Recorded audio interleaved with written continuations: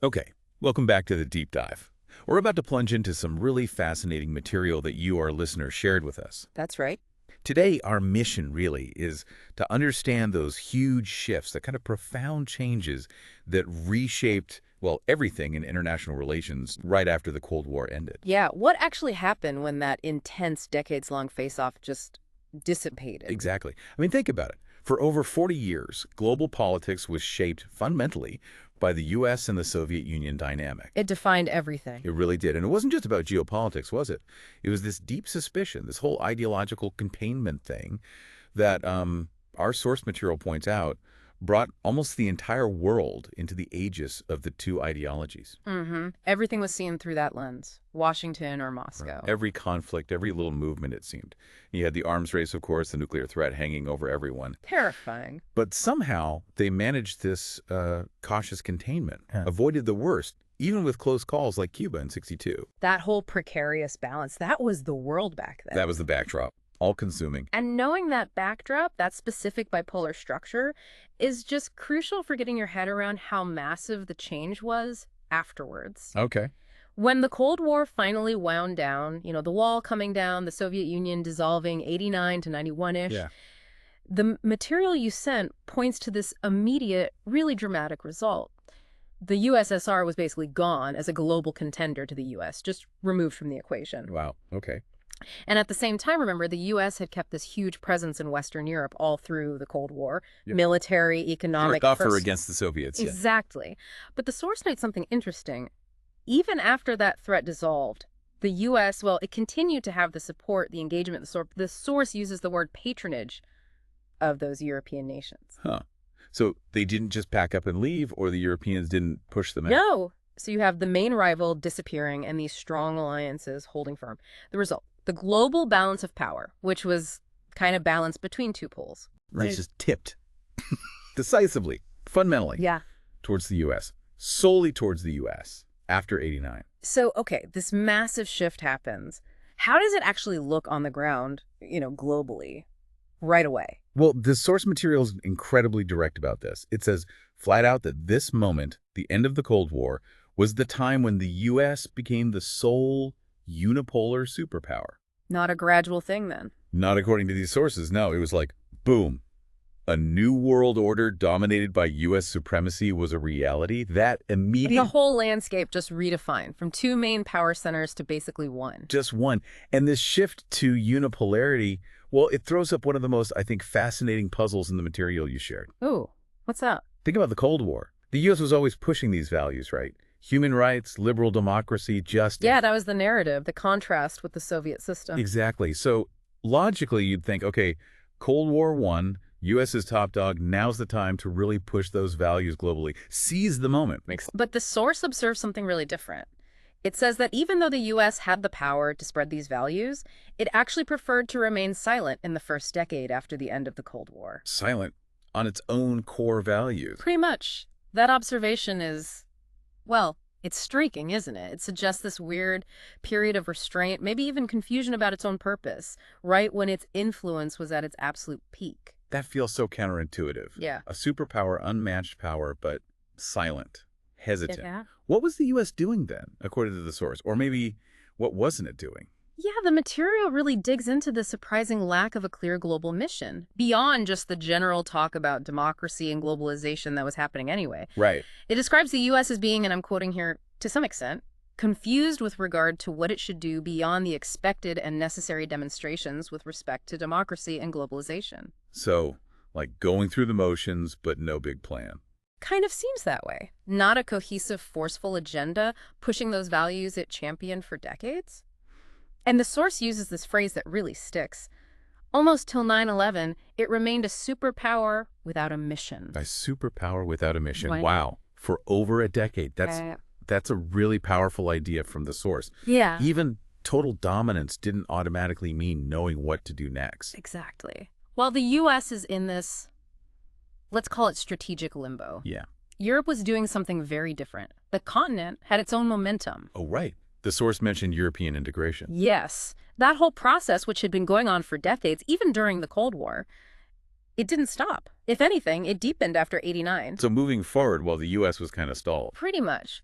This ongoing integration led, most importantly, to the formal creation of the European Union, building on what was already there. Okay. And the source calls this a predictable integration. Like, it was less about the Cold War ending and more just Europe continuing on its own path.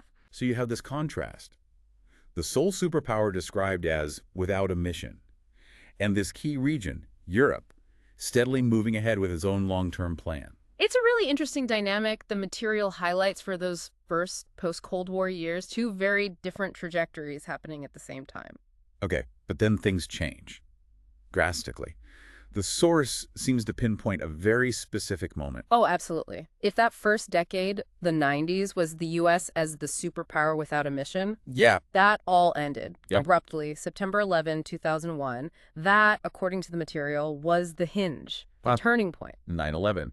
And it gave the U.S. a new, very clear global mission, the global war on terror. The era of confusion, if that's what it was definitely over. And the source talks about how the U.S. launched this war, doesn't it? Not just that it happened. It does. It gives some specific details about the approach and the reactions. It They- notes that right after the attacks, the U.S. chose a particular path. It actually voted against the UN to control terror. Voted against the U.S. Yeah, and decided instead to launch its own campaign. The global war on terror as a U.S.-led distinct initiative. Okay. The source frames this decision, bypassing the UN, as an act of American exceptionalism exhibited by the U.S. post 9/11, acting alone, essentially. And how did that go down globally? Well, the source says this unilateral approach, this exceptionalism, it did not go well with many third world nations. So early signs of friction, even with the U.S. at its peak. Exactly. It shows that having unmatched power lets you act alone, sure, but it doesn't automatically mean everyone else supports you or likes it. Especially nations may be feeling marginalized already who saw the UN as important. This started to put some strain on that acceptance of U.S. unipolarity. Interesting. And it wasn't just military or political strains, right? The source talks about economic tensions, too. Yes, definitely. That's another major thread. These economic issues started bubbling up, challenging that U.S.-led post-Cold War order. And what was the core issue there? A key factor, the source points out, was the reluctance of the U.S. to accommodate rising economies as instruments of economic governance. Meaning, as countries in, say, Asia or Latin America started getting stronger economically. Yeah, the emerging economies. Right. The big global institutions that run the economy, think World Bank, IMF, mostly set up by the West after World War II, they weren't really changing fast enough to give these rising economies a bigger say. Their structures didn't reflect the new economic reality. So the power balance in those institutions stayed kind of stuck in the past. That's the argument the source makes. It specifically mentions the IMF, the International Monetary Fund. Okay, what about the IMF?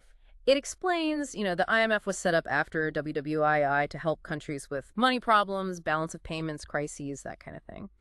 Remove non-performing threads is the phrase used, basically stabilize things. A vital role, presumably. Yes, but the source notes a critical string attached to the help. IMF assistance was conditional for nations. Conditional? It wasn't just free money, it came with requirements. Aid was offered specifically where IMF was allowed to interfere in the domestic affairs of the economy of a country. Interfere? How? Like telling them what policies to adopt? Exactly. Imposing specific economic policies, often called structural adjustments. You had to do X, Y, and Z to get the money. Okay, I can see how that might rub some nations the wrong way. How did they feel about it, according to the source? The source uses really strong words here. It says this whole system, the conditionality, the interference, it made many nations feel as if they were dependents or satellites of the IMF. Wow. Dependents or satellites? That's pretty damning language. It really is. It suggests this feeling of being controlled, dictated to, not like sovereign partners getting help, like the aid costs them their economic autonomy. So less like receiving help, more like taking orders. That seems to be the perception described, that the terms were intrusive, fostered this unequal relationship. Okay, so you have these emerging economies feeling, well, controlled or ignored by the existing system. What happens next? Pressure builds. Predictably, right. The source says these emerging economies are now exerting pressures on institutions established by the West and are asserting force in favor of reforms. They're pushing back, demanding changes. Actively. They want a bigger voice, fairer representation, changes to how aid works, and the source is clear. A failure to reform institutions like the World Bank and IMF is having consequences. It's not just talk, then.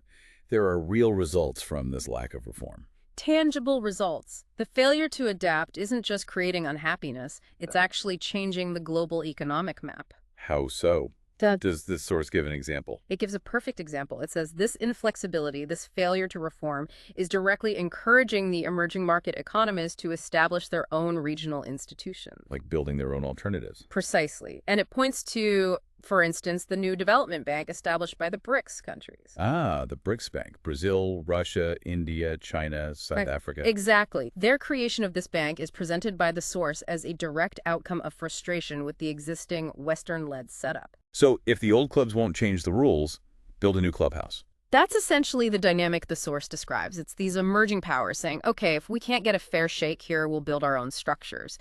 It's a major shift, a clear consequence of that unmet pressure for reform. Okay, let's shift the timeline again. The source talks about the second decade of the post-Cold War era, the 2000s. What's the focus then? Well, as the source notes, this is when the U.S. gets deeply involved, militarily occupied in wars in Afghanistan 2001 and Iraq 2003. Right. Huge commitments of resources, attention. Immense, defining U.S. foreign policy for that whole period. But while that's happening, the source points to something else unfolding simultaneously, but very differently over in the East. Okay, what was going on in the East? The source is very clear. On the East came up a strong superpower, China. So while the U.S. is bogged down in the Middle East. China, according to the source, is pursuing a different strategy. It aggressively accelerated its economic recovery and began to emerge a strong economic power in the East. Aggressively accelerated. That paints a picture. It does. The contrast the source draws is pretty stark. The established superpower focused on military interventions, while the rising power is laser-focused on economic buildup. And this wasn't just China growing its own economy. The source sees this as shifting the whole global power dynamic, right? Absolutely. It frames it explicitly in terms of global power. And what's really interesting, according to the source's timeline, is how long it took the U.S. to fully clock the strategic implications. What do you mean? The source says the U.S. only adequately acknowledged the rising China as a threat to the global hegemony of the U.S. much later than you might think. When? In the third decade at the end of the Cold War today. So basically well into the 2010s. Really? That late. So China's power was growing rapidly for years before the U.S. fully saw it as a challenge to its top spot. That's what the source suggests. Maybe the focus was just so intense on the war on terror, or maybe it was a misread of China's trajectory. But there seems to have been a lag in recognition, according to this account. That's fascinating. But okay, once the U.S. did acknowledge China as this systemic challenger, what happened then? Did the U.S. react? Oh, yes. According to the source, that acknowledgement led to clear strategic responses. The source says the U.S. has since taken steps to counter the hegemonic rise of China.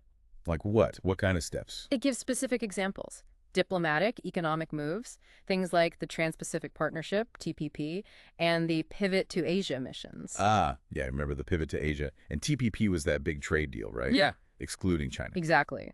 The source presents these as direct, explicit countermeasures. Strategies designed to manage or contain China's growing influence, especially in that vital Asia-Pacific region. It shows the U.S. actively trying to respond once it perceived that challenge to its unipolar status. So we started this conversation with the U.S. as the sole unipolar superpower right after the Cold War. Where does the source say we are now? Is it still unipolar? Well, the source gives a kind of nuanced answer. It says, the world today no doubt witnesses the unipolarity of USA. It acknowledges the U.S. still has unique power, influence nobody else matches. That formal unipolarity is still there, in a way. Okay, but there's a but, isn't there? There is. It immediately follows up. But many rising nations like China, India, and Russia, after Putin in power, have restored the balance more towards multipolarity. Restore the balance towards multipolarity. So not fully multipolar yet, but moving that way. That's the crucial distinction the source makes. It's not saying the U.S. isn't the most powerful state anymore. It's saying the practical way the world works, the distribution of influence, the strategic options. It's not solely centered on Washington anymore. Because of these rising powers, China, India, Russia specifically. Yes. Their rise, China's economy, India's growth and demographics, Russia reasserting itself under Putin, the source, sees this as actively restoring the balance, pushing the whole system towards something that functions more like a multipolar world. Even if the U.S. still holds some unique cards. Exactly. It's about multiple significant players exerting influence, maybe constraining each other, creating a more complex, multi-centered global game. It's not a clean switch, but a definite shift in dynamics described by the source. These countries can pursue their own paths, challenge norms, offer alternatives, making the world feel less unipolar in practice. Right, it's the functioning, the practical reality shifting. That seems to be the core idea. Okay, so beyond these big power shifts between states and the economic stuff, the source also says the world is facing totally new kinds of problems now. Yes, that's another major theme. Entirely new categories of challenges that just don't fit the old Cold War models of state versus state competition. What kind of challenges are we talking about? What is the source list? It lists several key ones that define the current global agenda: terrorism, poverty, rising inequality, and climate change. Those are huge and very different from managing nuclear stockpiles between two blocks. Fundamentally different. The source presents them as the big, new threats the world witnesses now. They cross borders, involve non-state actors, affect everyone. Not things you can easily contain with military alliances. Precisely. And that's why the source argues that tackling these 21st century challenges require a new form of diplomacy. The old tools just don't work. A new form of diplomacy. What does that mean? It means the old playbook deterrence, managing rivalries between great powers, bilateral deals, isn't enough. These new threats need cooperation. Widespread cooperation among lots of different countries, international organizations, even non-governmental groups sometimes. It's about building consensus on shared problems, not just managing enemies. Does the source give examples of where this new diplomacy is needed? It does. It mentions regional issues like the containment of piracy in Africa, the huge challenge of poverty in Asia, and the incredibly complex task of nation building in the Middle East. Nation building. Yeah. That definitely requires more than just traditional statecraft. Absolutely. And it also mentions the Arab Spring, calling it something that's throwing up new challenges in the Middle East and is still an ongoing transformation. Its effects are still playing out, requiring constant adaptive diplomacy. And globally. Is there one big example? Yes, the source really highlights one as perhaps the ultimate example of needing this new cooperative approach. Climate change and environment diplomacy is now the next big global challenge. Climate change. Okay, that makes sense. It affects everyone, requires everyone to act. Exactly. Its scope is global. No single nation, no matter how powerful, can solve it alone. It demands unprecedented international cooperation. But the source also points out a problem with tackling climate change, doesn't it? Something about agreement. It does. It identifies a core difficulty in this new type of diplomacy. Attainment of consensus on the most viable course of action remains missing. So everyone knows it's a problem, but agreeing on exactly what to do and who pays is the hard part. That's the crux of it. Unlike a Cold War conflict where sides were clear, climate change needs almost universal agreement on the science, the goals, and crucially, the specific actions that often have real economic costs for individual countries. Getting nearly 200 nations with different interests and priorities onto the same page for that kind of coordinated action is proving incredibly difficult. The diplomatic machinery for that level of consensus just isn't fully there yet. And the source also connects us back to the economic pressures we talked about earlier. It does, yeah. It reinforces that point. Those demands from emerging economies for reform in places like the IMF and World Bank, and their move to create alternatives like the BRICS Bank, that's all part of the same complex new landscape.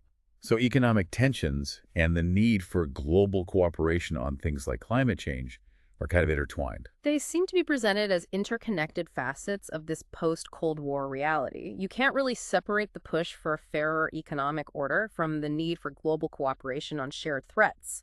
Both require navigating this more complex, multipolar-ish world. So when you pull it all together, the shift away from clear unipolarity, the rise of new powers, the economic friction, these huge new global threats, what's the bottom line from the source? What's the main job now for countries and diplomats?